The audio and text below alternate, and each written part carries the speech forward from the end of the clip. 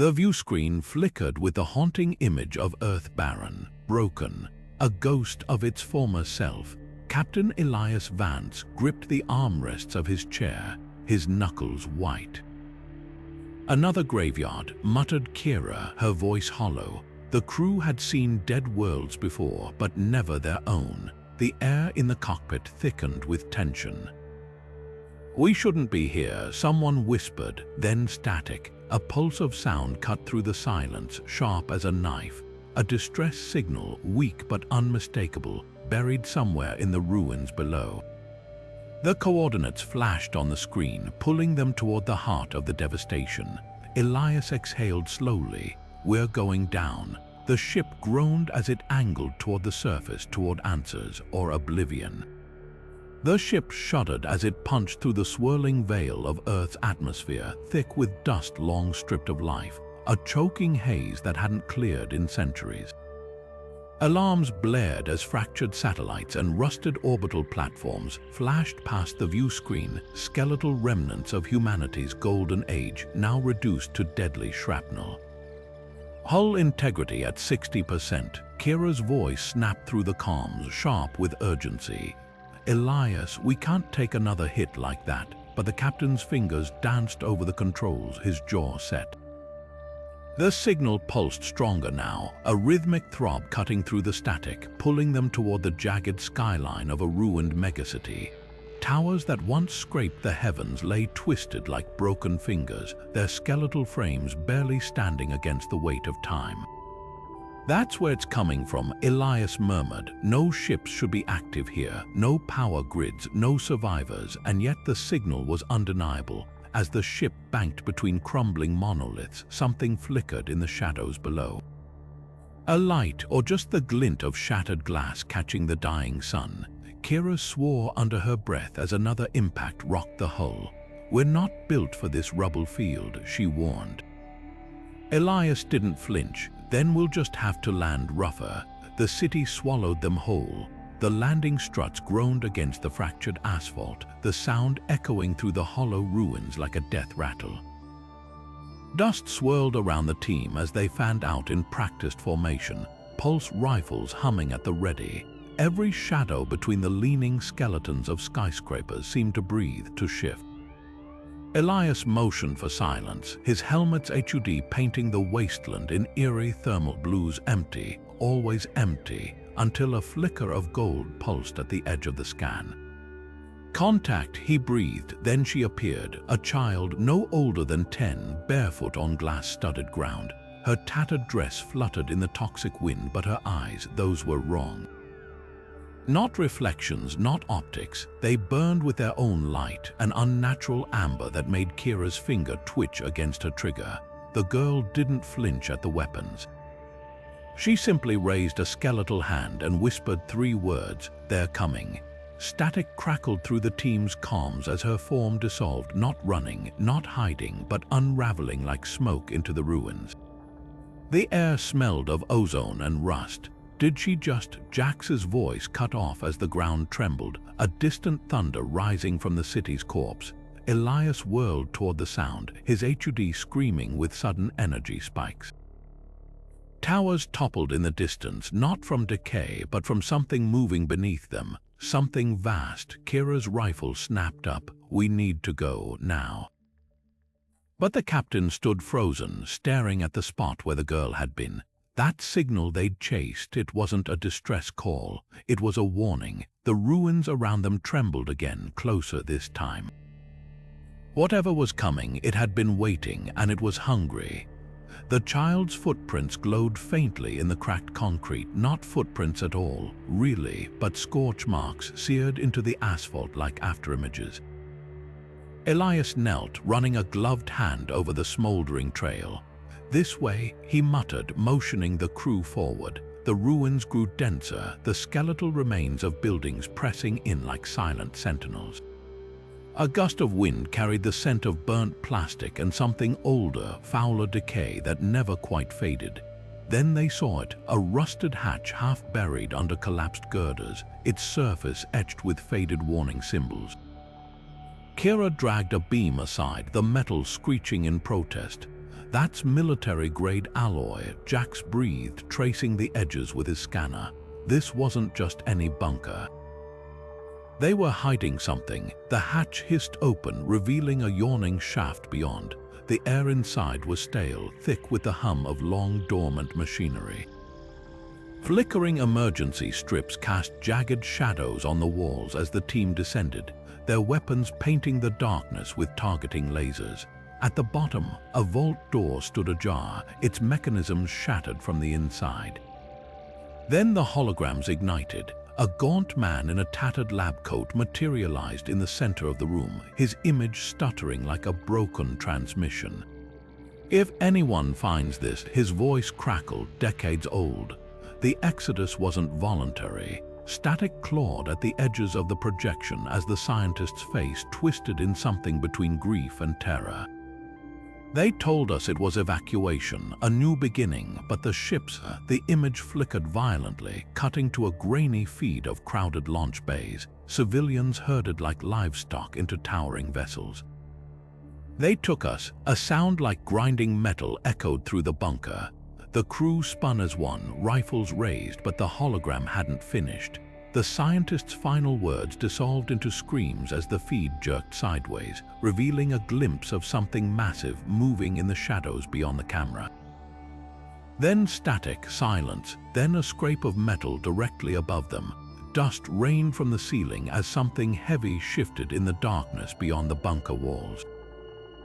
Kira's finger hovered over her trigger. "Captain," she whispered, "we are not alone down here." The ceiling erupted in a shower of sparks and screeching metal as the creatures dropped. Long-limbed, jointed wrong, their bodies folding and unfolding like broken machinery.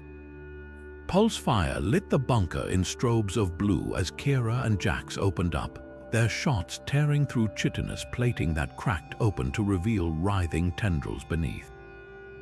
Elias barely had time to shout before one was on him, its too many fingers scrabbling at his visor with a sound like nails on glass.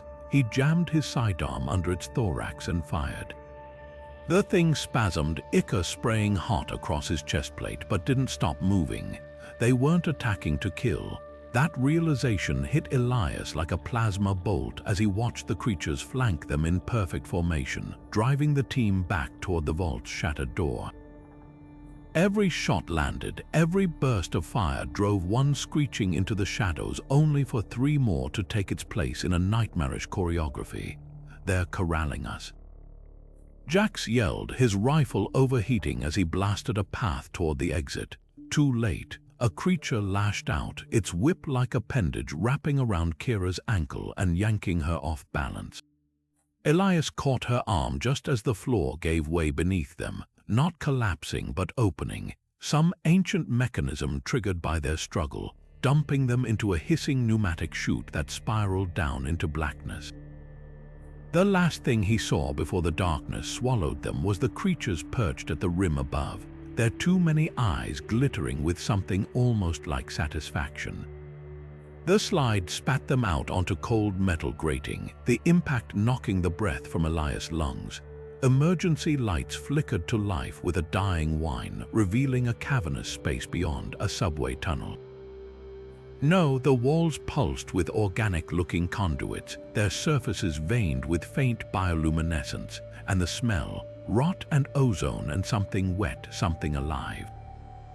Kira dragged herself up, rifle scanning the shadows. "We're in the city's underbelly," she whispered. The grating beneath them vibrated not from machinery but from movement. Distant, rhythmic, countless limbs scuttling through the dark. Jax's voice was hollow. "They wanted us down here." Above, the hatch sealed with a final, echoing clang. The hunt was over. The feeding was about to begin. The walls breathed. That was the only way Elias could describe it, the way the ruins around them seemed to shiver and reform. Slabs of shattered concrete sliding like wet clay into new configurations, arches rising where none had stood moments before.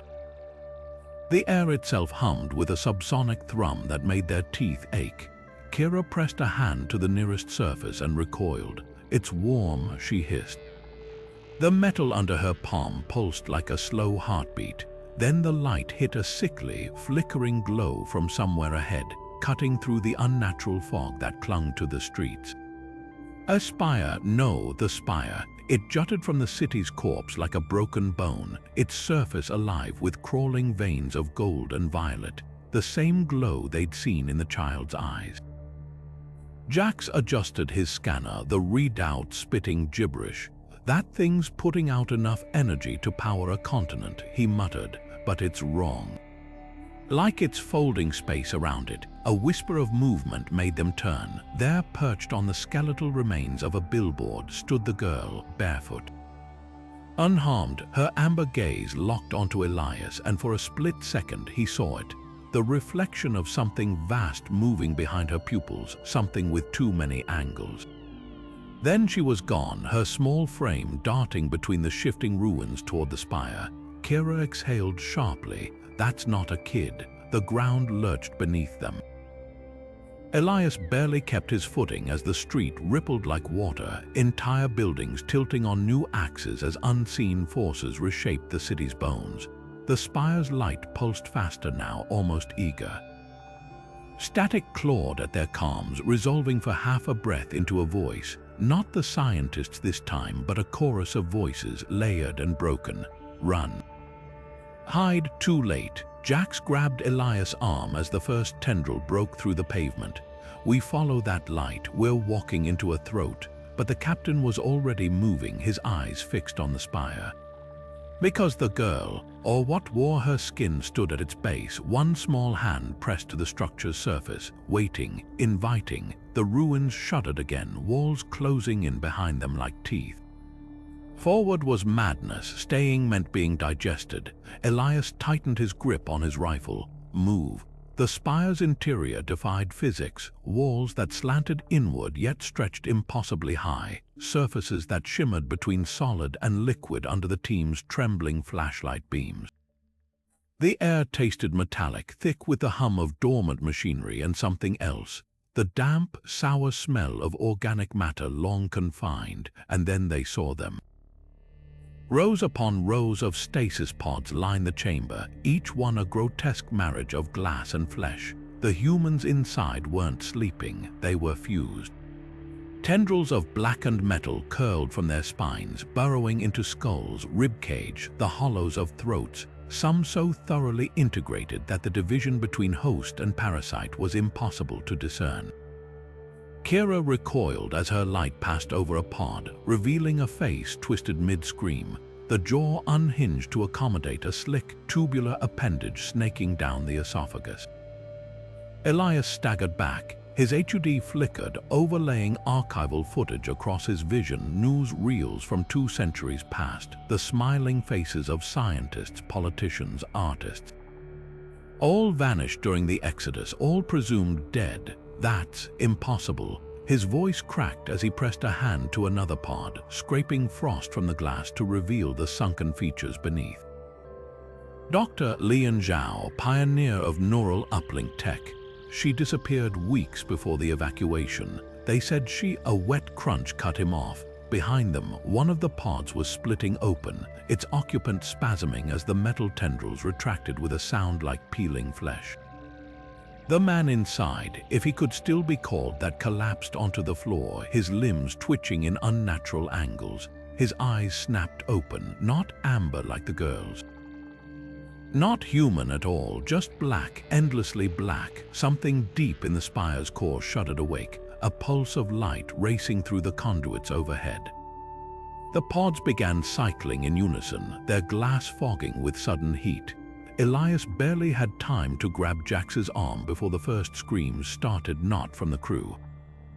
From the pods, a chorus of voices, centuries old, tearing free at last. The man on the floor smiled with too many teeth.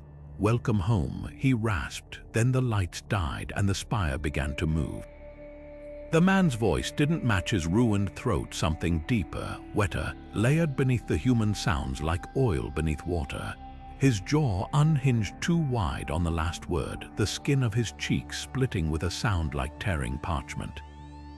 What peeled back wasn't muscle or bone, but a lattice of metallic filaments pulsing in time with the spire's heartbeat. Elias' rifle snapped up, but Kira was faster. Her pulse round hit center mass, or should have. The man's torso rippled, the projectile slowing as if passing through syrup before lodging halfway into his ribs. No blood, just threads, countless gleaming threads, knitting the wound shut before their eyes. "You shouldn't have come back." The words warped this time, syllables stretching impossibly long as the floor beneath them bucked like a living thing. The spire wasn't just awake, it was hungry. The walls peeled open in jagged seams, revealing pulsating ducts slick with viscous fluid. A sound like grinding gears filled the chamber, undercut by something worse, whispers. Not from the man, but from the pods, hundreds of voices overlapping in a cacophony of half-remembered languages. Jax's scanner exploded with readings, the screen fracturing as it tried to pass energies that bent reality itself. "It's not a building," he breathed. "It's a..." The rest drowned in static as the ceiling split. Tendrils dropped like falling stars, each one a nightmare of jointed segments and barbed hooks. They moved with eerie precision, avoiding the crew entirely to plunge into the nearest pods. Glass shattered, flesh tore. The first body convulsed as the tendril merged with its spinal column, the human form distorting like clay in unseen hands, limbs elongating, skin darkening to a reflective obsidian. The newly forged creature turned its featureless face toward them, and Elias knew. They'd found the evacuees. Kira backpedaled as more pods ruptured around them, her rifle tracing the impossible geometry of the spire's transformation. That signal wasn't a warning, she shouted over the rising din. It was bait. The first man, if he'd ever been a man at all, spread his arms as the filaments beneath his skin blazed gold. His whisper cut through the chaos, final and damning. "Welcome to the harvest." The corridor behind them collapsed with a sound like a dying star, molten metal and twisted rebar knitting together in midair as the spire sealed its own wound. Elias barely yanked Jax back as the passage folded shut, leaving them trapped in a narrowing throat of pulsating walls. Kira's breath came in ragged bursts until small fingers closed around her wrist. The girl, she stood half submerged in shadow, her amber eyes cutting through the gloom. Without a word, she tugged Kira toward a gap in the wall no wider than a ventilation shaft. Jax balked. "That's a damn meat grinder waiting to..." The tremor hit before he could finish. The floor lurched, tiles peeling back to reveal glistening muscle like strands beneath. Something massive shifted in the walls, not machinery, not architecture, but something organic reshaping itself with a wet, tearing sound. The child's grip tightened, her nails biting through Kira's sleeve. "Hurry," she whispered, her voice layered with static, as if 100 throats spoke through one. They crawled. The tunnel stank of burnt copper and something sweetly rotten, the walls flexing against their backs like the ribs of a living thing. Jax's elbow brushed a protruding vein. It spasmed, spraying viscous fluid that sizzled against his armor. "It's digesting us," he muttered, wiping the acid from his visor. Ahead, the child moved without sound, her bare feet leaving no prints in the slick membrane underfoot. The tunnel branched, then branched again, each turn tightening, each opening sealing shut behind them. Elias HUD scrambled, directional spinning wildly as the spire rewrote its own geometry. Then she stopped. The girl pressed both palms to a swollen node in the wall. It split open with a gasp of stale air, revealing a service elevator shaft long since stripped of cables. Below, nothing but darkness, above, a sliver of sky. Rusted doors hung ajar 30 meters up, starlight bleeding through the gap. The walls shuddered. Closer now, the sound of countless limbs skittering through adjacent passages. The child didn't look back as she stepped into empty space. For a heartbeat, she hung suspended, then rose, weightless, her tattered dress billowing in an unfelt wind. Kira's rifle clattered to the floor. Gravitational anomaly. Jax breathed, scanner overloading as it tried to map the distortion. The girl's voice echoed down the shaft, hollow and vast. "Choose." Under their boots, the floor softened. The walls pulsed faster. Whatever was coming, it wasn't chasing anymore. It was waking. The weightlessness vanished the moment they crossed the threshold. Gravity reasserted itself with a sickening lurch, slamming them onto cold, ridged plating that rose and fell like a living thing. The cavern stretched beyond sight, vaulted with rib-like arches that pulsed slow and steady, veins of golden light threading through the blackened metal. And at its heart, the machine, not built, grown. Tendrils as thick as subway tunnels coiled around a central mass, their surfaces studded with bulbous nodes that throbbed in time with the girl's flickering light. She stood before it, small and impossibly fragile, her hand pressed to a slick, organic interface. The moment flesh met metal, the air itself screamed. Images tore through Elias' skull, not memories, but someone else's, older and jagged with pain. A fleet of evacuation ships, their hulls gleaming under Earth's dying sun. Crowds boarding in orderly lines, clutching children, clutching hope. The footage stuttered, twisted. Soldiers in unfamiliar uniforms herding civilians at gunpoint. The ship's interiors lined not with cryopods but with cages. Then the jump, not through space, between. The vessels shuddered as reality itself peeled open, revealing a darkness that swallowed them whole. And waiting in that void, the machine, no, not waiting, calling. The visions shifted, faster now, fractured. Bodies hooked into systems, their flesh knitting with wires. 1,000 voices screaming as one, a feast. Kira gasped as the final image seared itself behind her eyelids, Earth whole and vibrant, its blue-green shimmer smothered beneath a creeping black tide. Not war, not plague, a harvest patient and precise, stripping the planet bare over decades while the survivors slept in the belly of the beast, dreaming of salvation. The girl turned, her amber eyes reflecting nothing human. "You were the crop," she whispered, except now her voice was the grind of gears, the hiss of hydraulics. The spire groaned around them, walls splitting to reveal new growth, new mouths. Jax's scanner beeped once, a weak, desperate sound. "Readings say this thing's been here longer than human civilization," he muttered. "We didn't build it, it built us." Above, the shaft they'd fallen through sealed shut with a wet crunch. The machine exhaled and the walls began to move. The air thickened, pressing against their eardrums like the deep pull of a tide. The machine's voice, if it could be called a voice, wasn't sound at all, but a vibration that traveled through their bones, rearranging thoughts before they fully formed.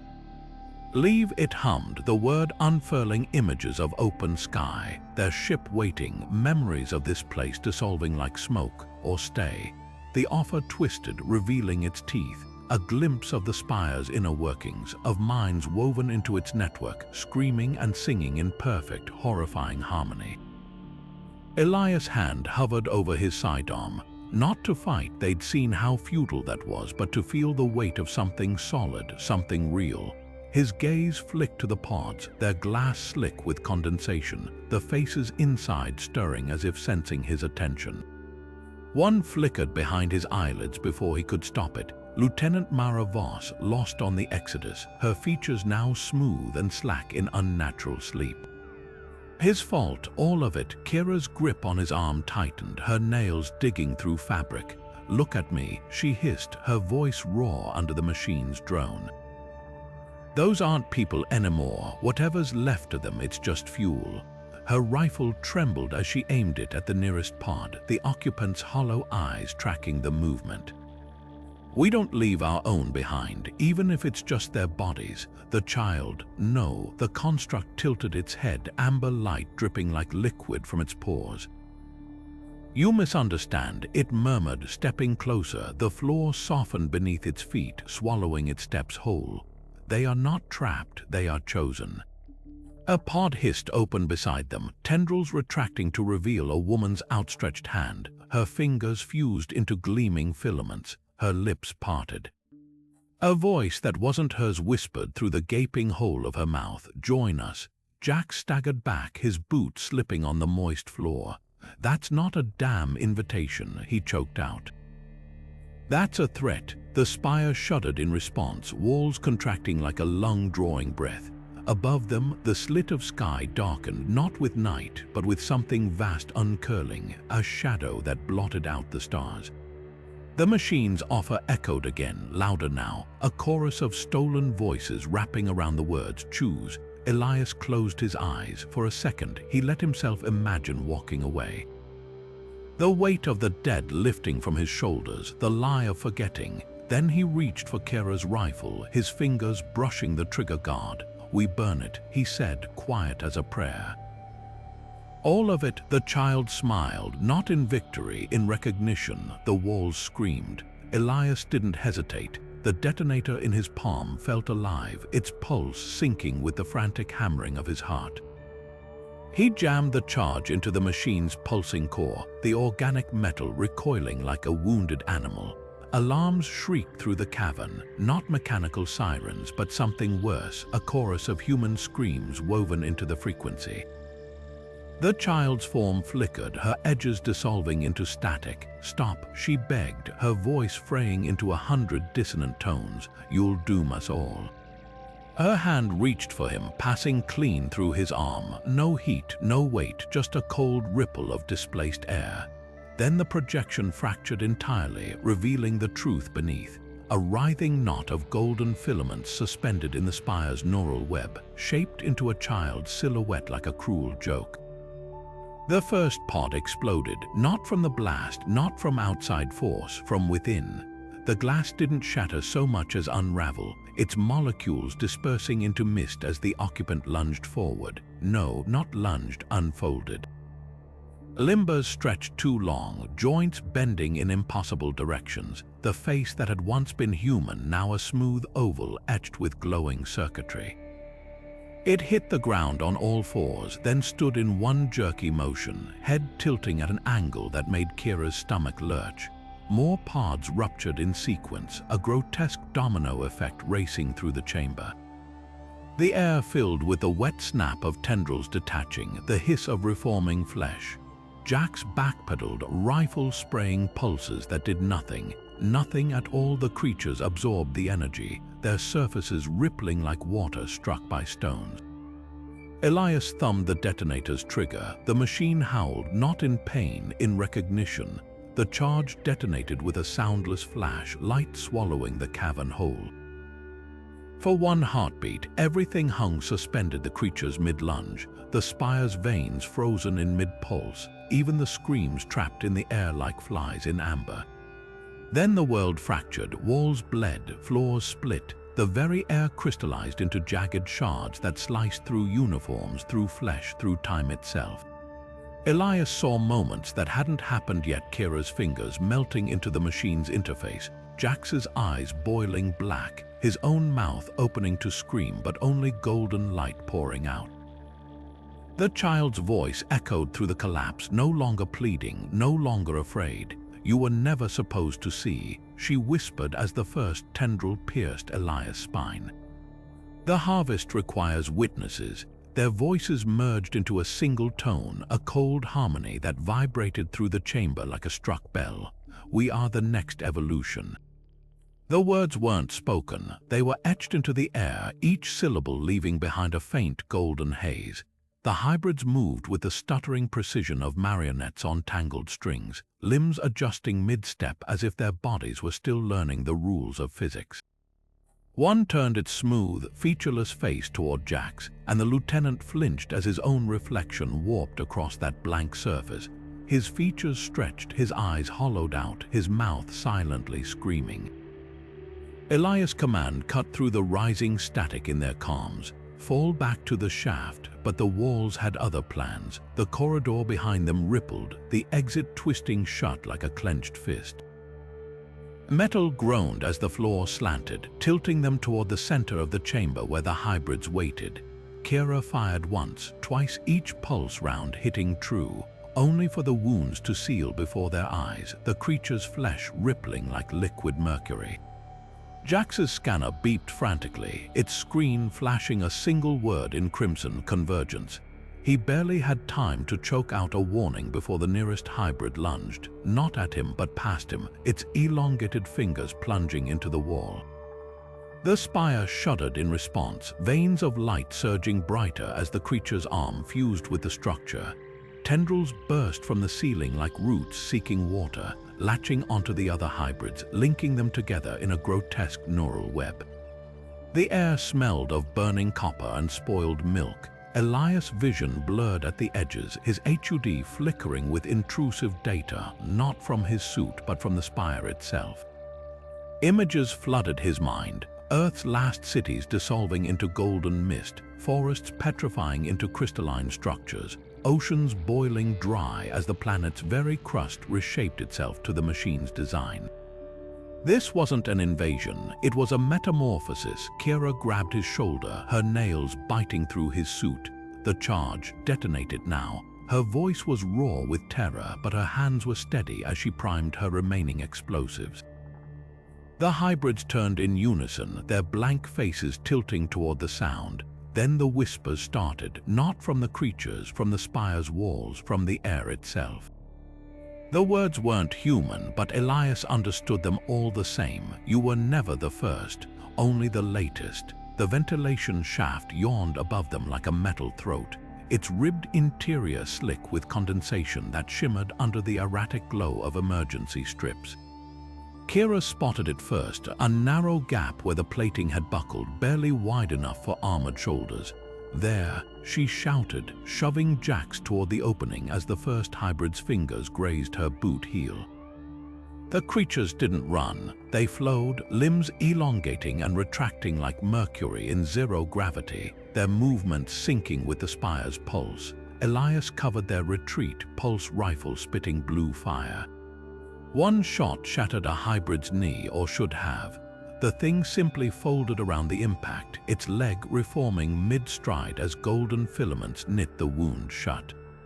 Then he saw it. The hybrid at the center of the pack moved differently, slower, more deliberate. Where the others' faces were smooth voids, this one still bore traces: the ridge of a nose, the curve of a jawline frozen mid-scream. Familiar, horribly familiar. Elias' breath caught as his HUD flickered, overlaying an archival image across his vision. Commander Anya Vance, his great-great-grandmother, last seen boarding Exodus Fleet Carrier 12. Her hybrid hand rose not to strike but to press against her own chest, where a tarnished dog tag gleamed amid the morphing flesh. A name, a date, a plea. Jax's voice cracked through the comms, half gone with static. Elias, move. The shaft shivered around them as Kira hauled herself upward, the metal groaning like a living thing. Below, the other hybrids paused, heads tilting in unison toward their progenitor. Anya's mouth opened a wet, tearing sound, and the voice that emerged wasn't hers. Wasn't human. You carry the seed. It whispered through her ruined throat. Finish the work. Elias recoiled as his own armor sparked, the HUD dissolving into golden static that spelled out coordinates he'd never seen yet knew. Deep space, waiting, hungry. Then Kira's hand closed around his wrist, her grip iron. Not today, she snarled, yanking him into the shaft just as the hybrids leapt. The last thing Elias saw before the darkness swallowed them was Anya's face, not triumphant, not enraged, grieving. The gap sealed with a sound like a dying breath, leaving only the echo of her final words threading through the metal. We'll keep a light on. Rooftop gravel crunched under their boots as they burst into the open air, only for the sky itself to stop them cold. Not blue, not even the ashen gray of the ruins below. A sickly, pulsating green, like radiation given form, stretching horizon to horizon without a single break in the cloud cover. Jax gagged, his helmet filters hissing as they scrambled to compensate. That's not atmosphere, he choked out. That's a membrane. The hybrids didn't give them time to process it. They poured from the rooftop access like liquid shadow, limbs elongating to scuttle up walls, across ceilings, their movements all wrong, joints bending sideways, fingers fusing into hooks that screeched against concrete. Kira's rifle barked, pulse rounds carving chunks from the first creature's torso, but the wound sealed before her next shot left the barrel. Elias grabbed a fallen pipe, swinging hard at a hybrid's legs.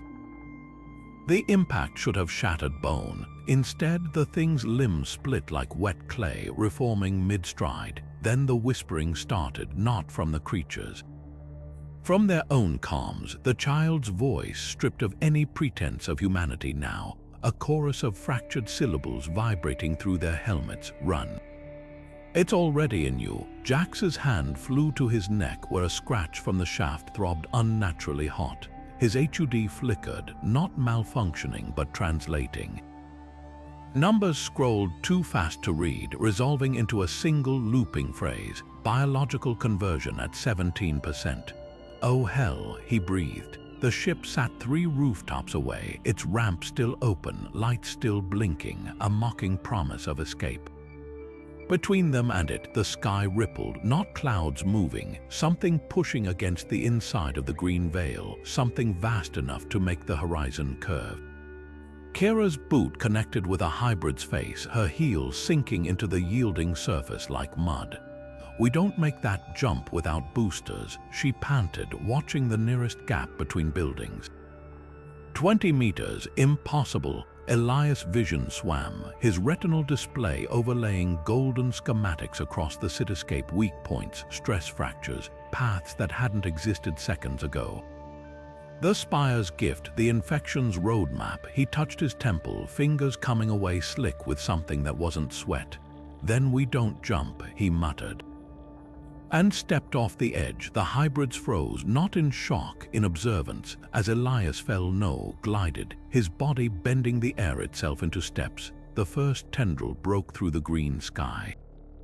It didn't reach for him, it reached through him, passing clean through his chest as if he were the ghost here. Kira's scream drowned in the sudden thunder of the spire collapsing behind them, its death rattle shaking the city to its bones. The last thing she heard before the roof gave way was the child laughing inside her skull. Not laughing, counting down. Elias doubled over as the cough tore through him, wet and jagged, like something clawing its way up his throat. Black fluid splattered his visor, thick as oil but alive, the droplets quivering before seeping into the seams of his armor. Kira's scanner beeped frantically, its light painting his face in panicked red streaks. No, no, no, her voice cracked as the readout resolved, spiraling strands of alien code rewriting his DNA in real time, helix by helix.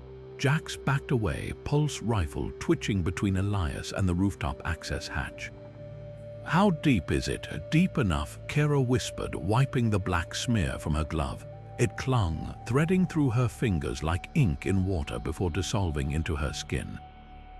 She shuddered. Elias grabbed her wrist before she could scan herself. His pupils pulsed with flecks of gold, the veins around them darkening. Listen to me. His voice was wrong-layered, like 2 people speaking through one throat. The ship still docked 2 roofs east. You run. Another cough bent him in half, more of the fluid bubbling from his lips. It didn't drip, it crawled. Kira opened her mouth to argue when the scanner in her other hand shrieked. The display flashed a single, horror-struck word: shell. Above them, the green sky convulsed. Not clouds, never clouds, a sheath, a cocoon. The rooftop trembled as something beneath the city stretched, its vastness pressing up against the underside of the streets like a hand under a blanket.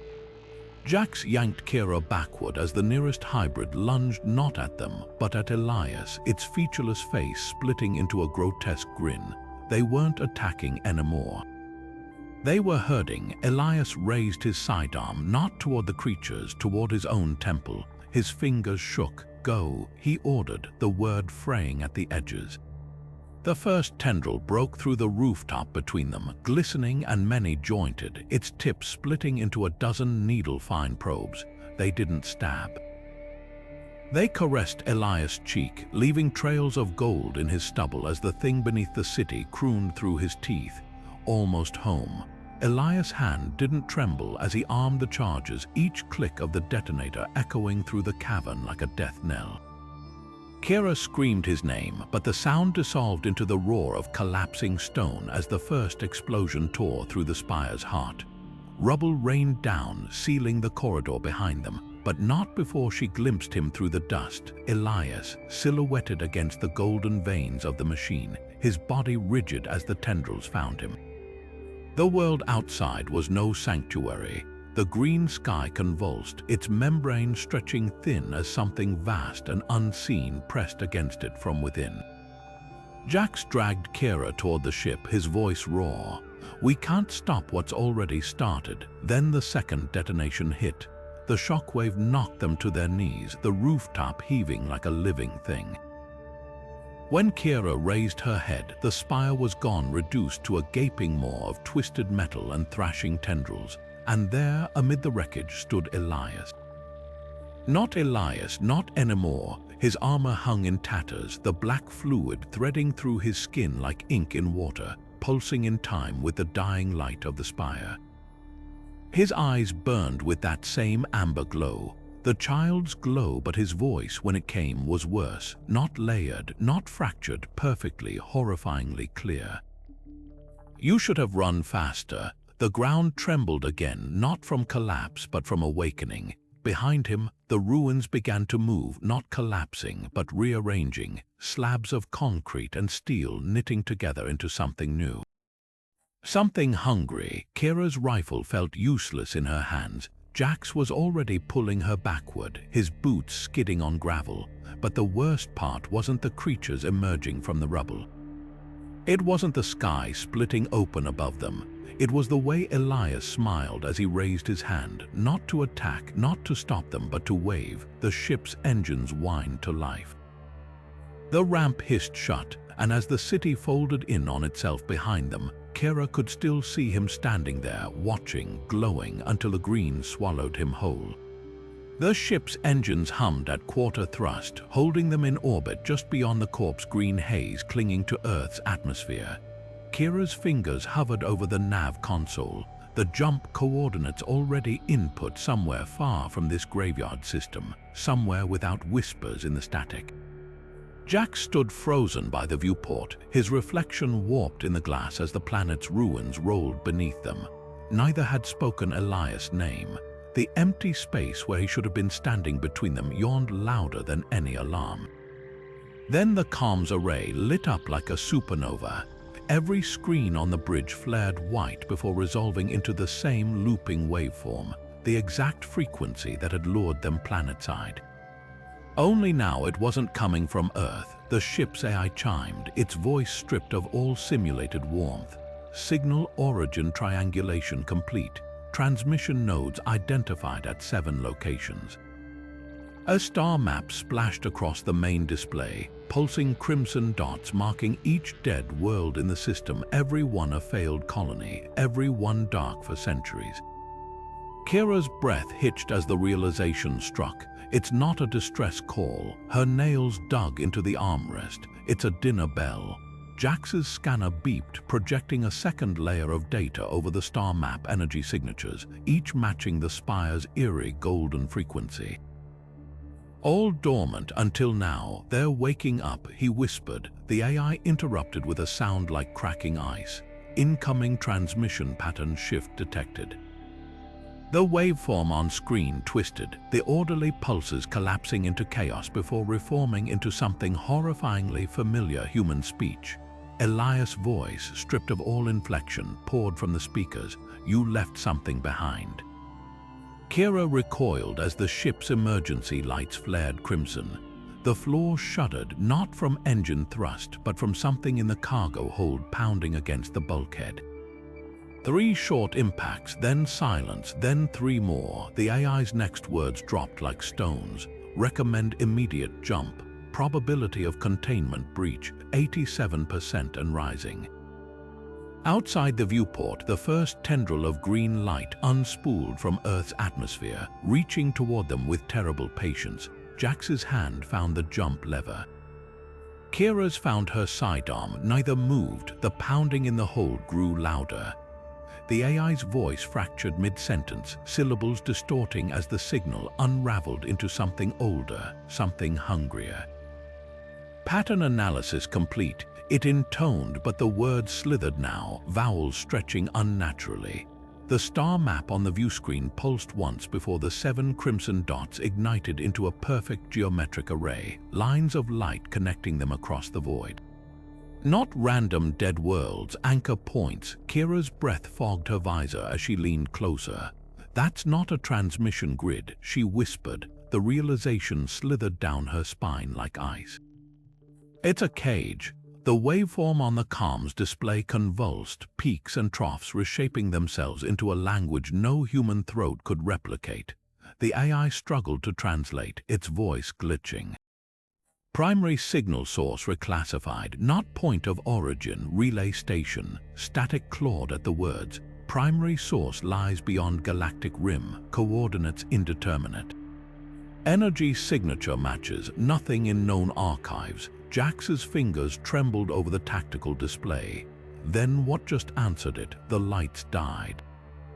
Every screen flared gold simultaneously, projecting the same three-dimensional shape, a perfect dodecahedron, its edges thrumming with equations that rearranged themselves faster than the eye could follow.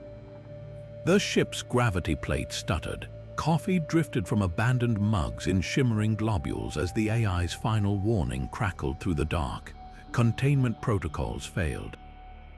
They're here, outside the viewport. The stars began winking out, not obscured, erased, as if something vast and patient was folding space itself between its fingers, one crease at a time. The green tendril from Earth's atmosphere lashed upward, not toward their ship anymore, but toward where the constellation Orion should have been, where something darker than the void between galaxies pulsed in time with the trembling of the hull. Kira's hand found Jax's shoulder. Neither spoke. The cargo hold had gone silent too. Whatever had been pounding against the bulkhead wasn't pounding anymore. It was singing. Kira's fingers flew across the nav console, the jump sequence countdown flashing in urgent red. "Punch it," she shouted, bracing against the shudder of the engines charging, but the ship didn't lurch forward. It groaned, a sound like metal teeth grinding, as the coordinates on the screen dissolved and reformed. Numbers they hadn't inputted, numbers that shouldn't exist. The display flickered, overlaying a new trajectory in sickly gold. A course plotted weeks ago, hidden deep in the system's memory. Elias' fingerprints all over it. Mars, not the red wasteland of textbooks, but a blinking dot in the Val's Marineris, labeled with 3 letters that sent Jax's pulse skittering. A. RK. The AI sputtered static. Warning, manual override detected. Jump sequence locked to archived coordinates. A tremor ran through the ship as the engines whined to full power against Kira's commands. Jax slammed his fist against the console. "We are not flying into another damn tomb." But the screens disagreed, flashing images stolen from Elias' private files, rusted domes buried under Martian regolith, heat signatures where no heat should be. Life or something wearing its shape. Kira's hand hesitated over the emergency disconnect. One button, one chance to rip the wires out and flee blind into the black. But the cargo hold's cameras glitched then, showing not their empty storage bay, but a room they'd never seen. Rows of cryopods, frost glittering under emergency lights. Occupied, the ship shook as the jump engaged, not toward safety, toward whatever Elias had died to show them. The last thing Kira saw before the stars streaked was the comms panel lighting up with a single, repeating transmission from the red planet below. Not a distress call, an invitation.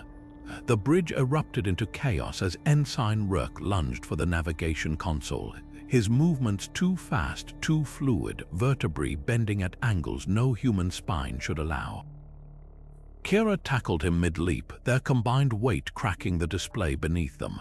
His skin split where her nails dug in, not bleeding but peeling, revealing the same gold filament latticework they'd seen in the spire. "You knew," he rasped, his voice unraveling into static. His jaw unhinged, tendons snapping like overstretched wires as the thing inside him pushed against the seams of his flesh. "You felt the change coming and you ran." The ship's light strobed crimson as alarms wailed, but worse was the sound beneath them, a wet, rhythmic thumping from the vents. Not machinery, not rats, something keeping time. Jax's rifle whined as he leveled it at Rourke's skull. When, he demanded, when did they get to you? Rourke's laughter bubbled up through the ruin of his throat. Wrong question. His fingers clawed at the deck plating, leaving grooves in the metal. You should be asking how many more. The ship shuddered violently then, not from weapons fire or engine failure, but from something far worse, the telltale whine of the airlock cycling open. Unauthorized, Kira's HUD flickered to life, painting the corridor outside in lurid thermal blues. 3 heat signatures, no, 4, all crew, all moving in perfect sync.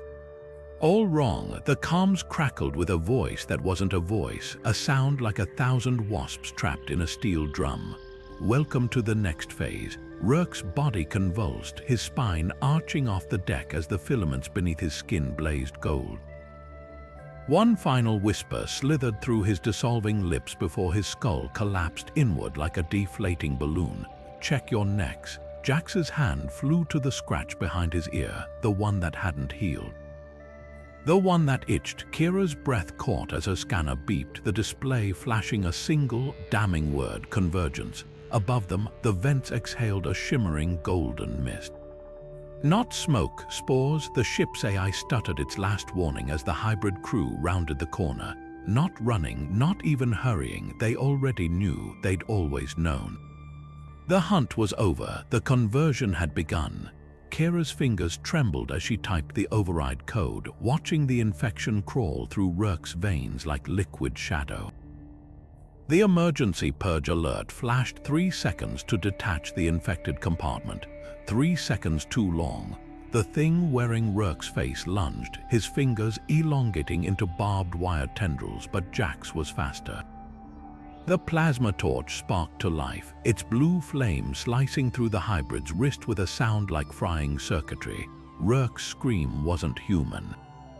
It wasn't even pain. It was a frequency, a vibration that made the ship's hull resonate like a struck bell. The purge sequence activated with a hiss of escaping atmosphere, the bulkhead slamming shut just as Rourke's remaining hand splattered against the reinforced glass, not blood, but that same black gold ooze writhing as the vacuum beyond claimed it. The last thing Kira saw before the outer doors sealed was Rourke's jaw unhinging, his lips forming words the void stole. You can't outrun the design. Then the jump drive engaged. Stars streaked into oblivion as the ship folded spacetime, but the silence that followed was worse. No celebratory cheers.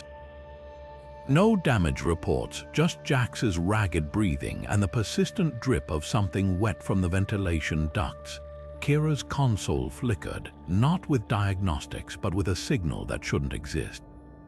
A transmission, Elias's voice or what was left of it clawing through layers of static. They're coming for Mars next. The words dissolved into a sound like 100 mouths chewing through metal.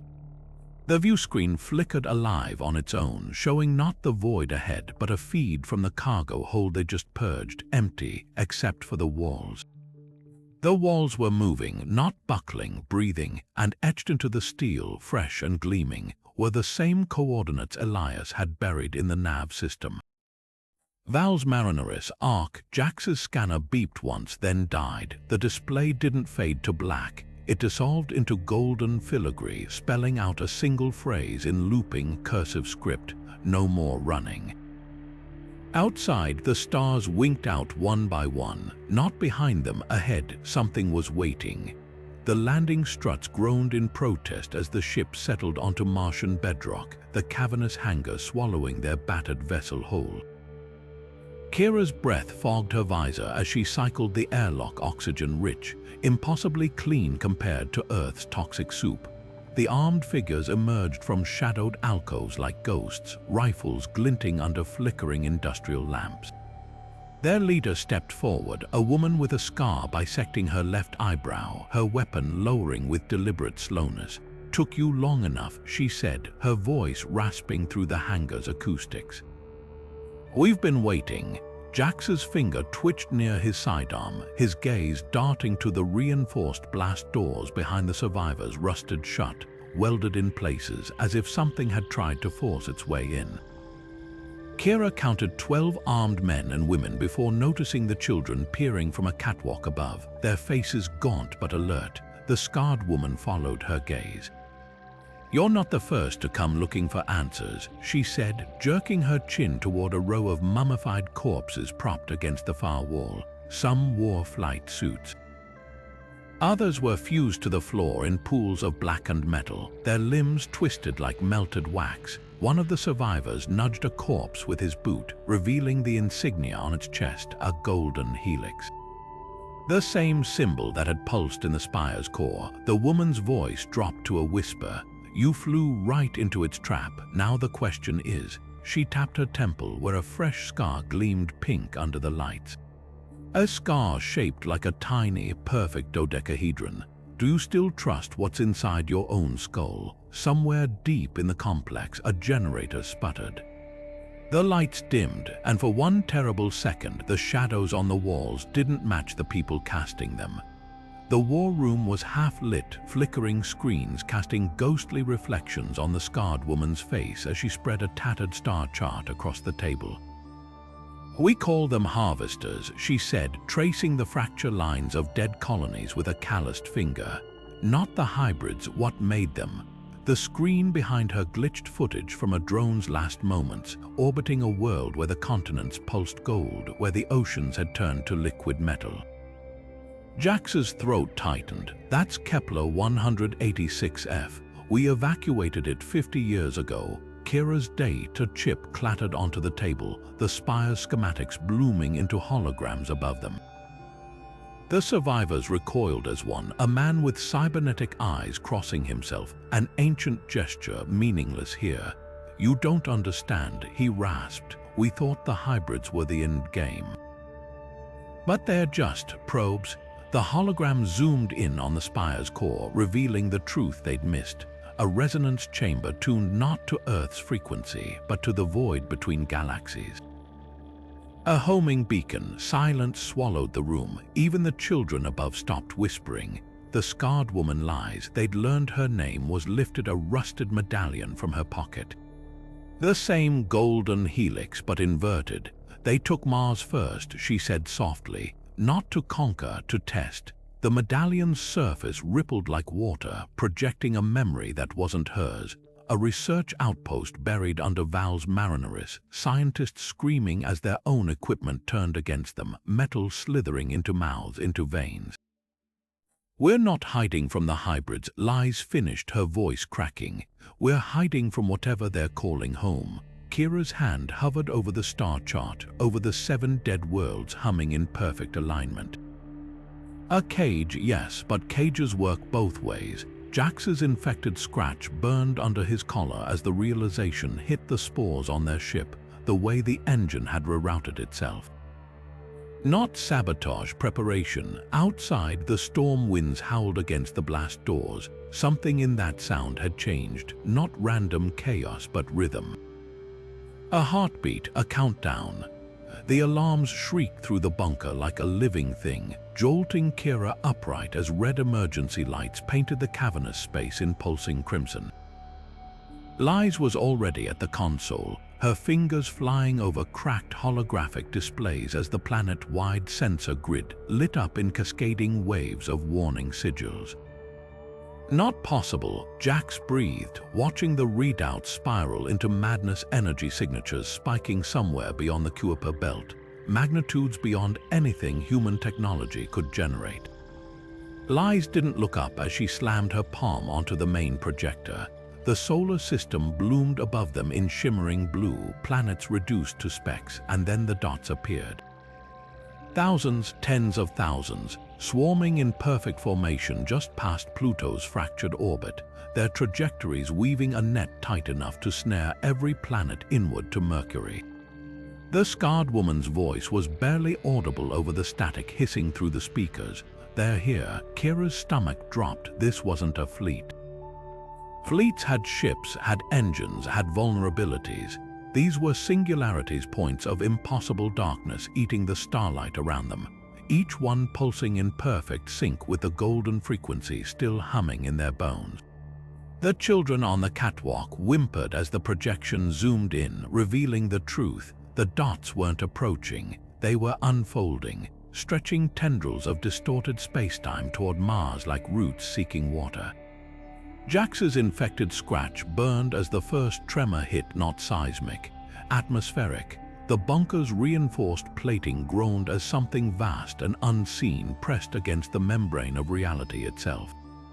Elias's cybernetic-eyed lieutenant staggered back from his terminal, blood trickling from his nose. "They're not moving through space," he gasped. "They're bending it."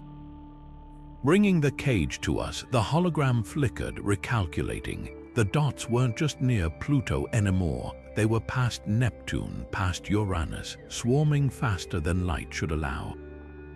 Because they weren't traveling, they were redefining the distance. Kira's hands found the rusted medallion in her pocket, its inverted helix searing her palm. Outside, the storm winds screamed in harmonies no natural phenomenon could replicate. 3 notes, then silence, then 3 more, a knock from the inside. Elias met Kira's gaze across the shuddering war table, her scar pulsing faintly gold. "You brought them," she whispered, "not an accusation, a revelation." The main display shattered as the first dot reached Jupiter. Kira flexed her fingers against the railing, the cold metal biting into her palms as the final stars winked out beyond the hangar doors.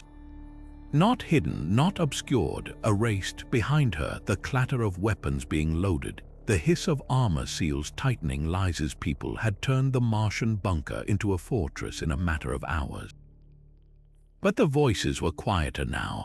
The bravado had bled away when the first scout drones came back with footage of the storm front rolling in from the dead zones. No dust, no wind, just a wall of perfect black swallowing the horizon. Jax's shoulder brushed against hers as he handed her a rifle, its power cell humming faintly. "Tell me you've got a plan," he muttered, but his eyes were already scanning the ceiling, the vents. The scratch behind his ear had stopped itching. That was worse. The child's whisper slithered between Kira's thoughts again, the memory of those amber eyes burning like a brand. "You returned to the ruins. Now the ruins will return to you." She clenched her jaw. They'd misunderstood from the start. The spires, the hybrids, the golden frequency, none of it was an invasion. It was a homecoming, a reckoning. Elias's lieutenant staggered into the hangar, his cybernetic eye sparking, his lips flecked with blood. "The relays are down," he gasped. Every system's rerouting to. The ground trembled before he could finish. Not an earthquake, a pulse, deep and resonant, thrumming up through the bedrock like the heartbeat of something buried far below. The blast doors shuddered, not from impact from the other side. Something was knocking back. Kira thumbed the safety off her rifle, the motion automatic. Around her, the survivors fell silent, weapons raised, breaths held. The lights flickered once, twice, then the hangar doors began to open on their own.